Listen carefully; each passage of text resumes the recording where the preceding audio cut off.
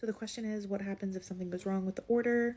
What happens then? You are a business owner. You own your shop, which means you get to set the terms and conditions for the things that you're selling. So what happens when something goes wrong really depends on the situation. If a customer comes back and it's just like, this sweatshirt doesn't fit me, I want to return it, that is completely on you to set the terms and conditions of your shop and include those terms in your listing so that customers know what happens when they want to return something for a reason outside of a product, an actual product or printing issue. If you do choose to accept returns in your shop, that means you are fronting the overhead to return that item completely. So if somebody was just like, this shirt's too small and wants to return it, and you will basically eat that cost. Most shops that I've run into and creators that I've talked to don't offer returns for this reason, because it can get pretty expensive. But you need to weigh the pros and cons, especially if you're a new shop, because if you don't accept returns and a customer's just like, this really doesn't fit me, I would love to return it, and you say no, check my terms and conditions, I don't do return, the likelihood of you getting a negative review is pretty high, and that can also really hurt your business. So it's, you kind of have to weigh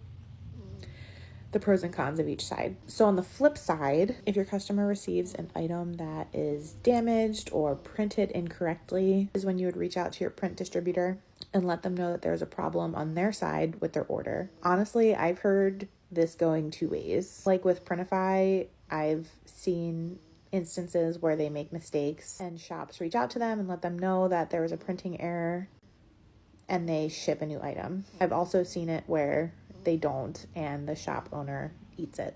I haven't had any experience with any of this yet. I'm still relatively new. So I'm kind of going off of what I've learned from other people and their experiences. So that's what happens when something goes wrong.